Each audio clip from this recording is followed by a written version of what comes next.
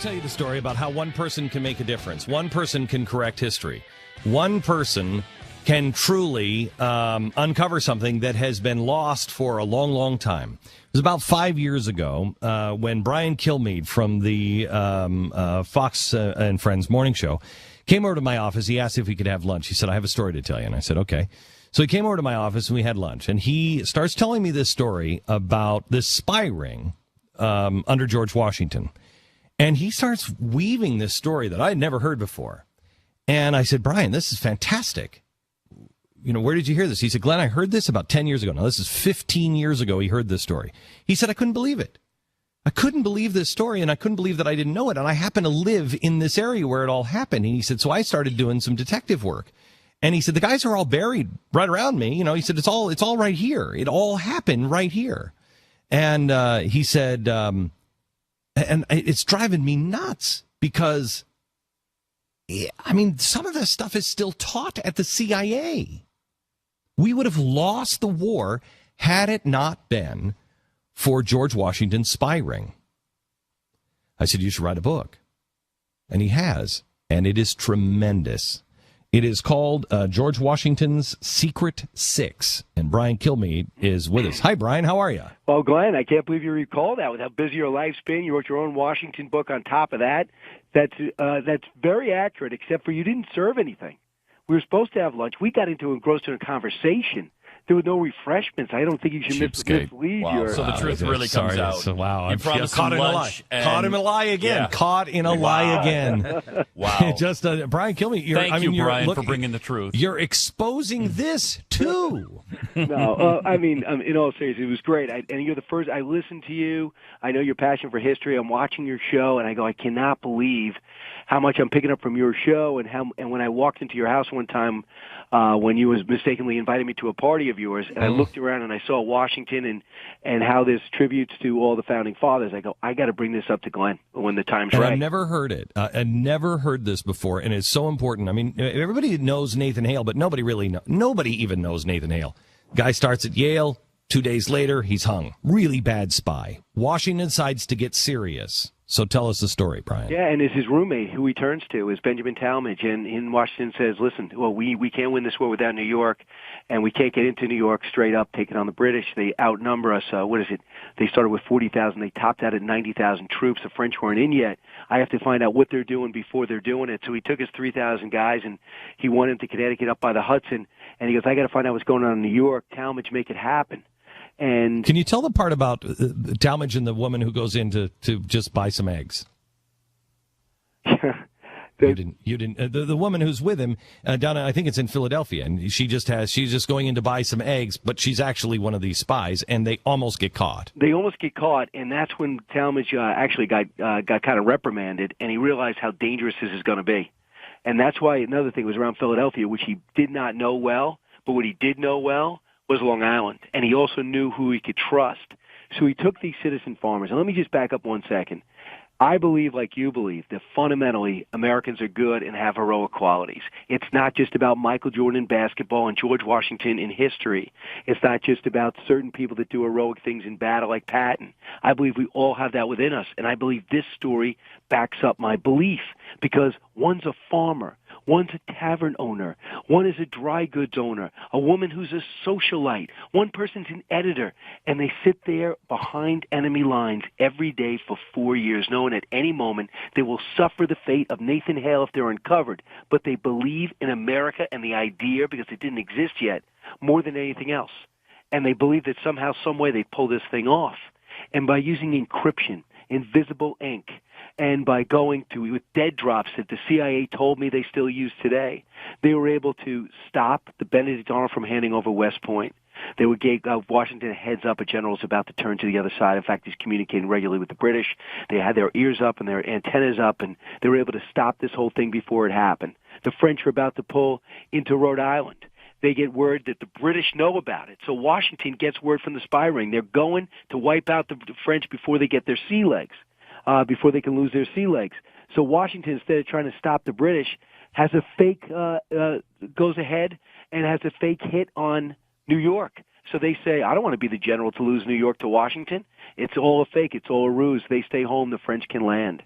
And what we found original in this story, Glenn, that I didn't know when I went to your office 5 years ago, is that they actually were able to receive, Rivington, the naval codes, the British naval codes prior to the Battle of Yorktown. And they got him to Washington en route, and so happy was Washington. And we found this out by reading the transcripts from his step-grandson. So happy was George Washington.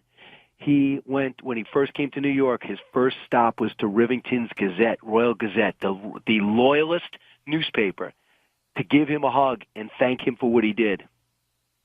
Now, the loyalist newspaper. Yeah. On the side of the crown, or so everyone thought. He's supposedly he started writing for the crown and for loyalists, and he would do that and fine. I'll interview the general, interview the lieutenant, I'll interview the captain, and then I'll give put that information in the paper, and then I'll give additional information to Washington. I'd write it down in encryption. I'd send it to the tavern owner, who would jam it in his supplies that he was picking up for his tavern.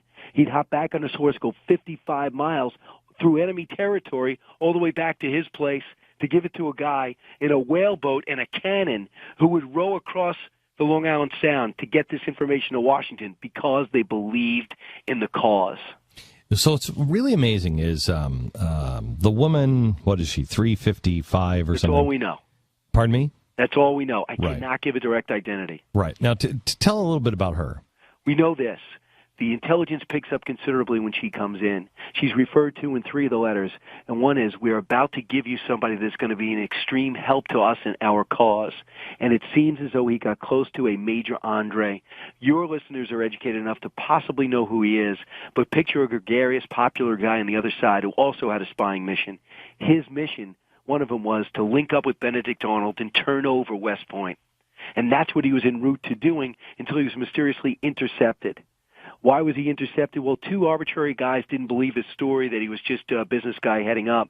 However, Benjamin Talmadge was right behind and was able to grab him, get him to talk, and intercept the message that was within him and find out it was earmarked for Benedict Arnold. He was going to turn over West Point with Washington in it to the British.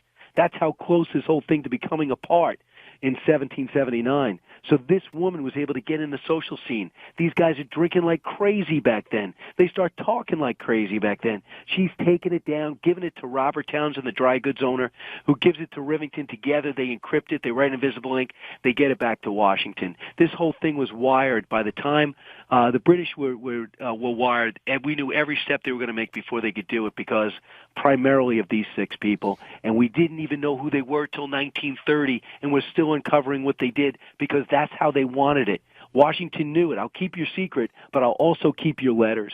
And we built this book around Washington's own letters, from Talmadge, from the spies to Washington. So we're not looking for any opinion. We're building the story around what happened. How come they didn't want their story told, Brian? Well, back then, even if you were spying on the right side, it wasn't considered like today. You know, there was a duplicity about it that didn't really sit that well with many people, number one. Number two is they were a people who did not want credit, much like people we see serve in the military today and others. Mm-hmm. They're like, give the other guy credit. Don't give me credit. I don't want the praise. I don't want your money. They did it for expenses. They believed in the cause. And that's what gives me chills. When we were able to uncover through Talmadge's 77-page biography, Washington's last words at Francis Tavern in Manhattan, it still exists today, how he was so overwhelmed looking at his officers and Talmadge and a couple of spies who worked their way into the back of the room. He says, I can't speak anymore. Come up and touch my hand, and then I must go. You can't read this stuff. And accounted by a guy who was right to his left, Benjamin Talmadge. And as he leaves that Francis Tavern that still exists today, they say he walked to the water. So I thought I'd get to the tavern and the water would be 3 miles away or something. You could see the water from tavern. You know you can relive this moment. And I think it's so important. And you live this. And this is why I went to you right away. It's so important to know where we came from as a country to know where we should go as a country. These are the types of people that created this thing. They don't take no for an answer. They don't want credit for what they do. They believe in the cause. They believe in the country. They believe in our potential. And that's why I thought my little contribution would be to give these people a little bit of the limelight that they didn't get in their lives. This book, I have their grave sites. And I tell you, one is in the back of a barn, and there's hoses all over the place, and it's overgrown, and it's the original tombstone from when they died in 1823 in this one case, in Townsend's case. And I just think it's important. Those are the types of people that make up America. We could focus on the founding fathers, and we should, but there are extraordinary people we've never met. Yeah, oh my gosh, it takes a village. I'm sorry. It is, but it is true that without Washington, we wouldn't have had a revolution or a country. But the same could be said that we wouldn't have had a country if it wasn't for Thomas Paine, because of the combination of Thomas Paine and George Washington. But it could also be said without number 355, who we have no idea who she is, we also probably wouldn't have had a country.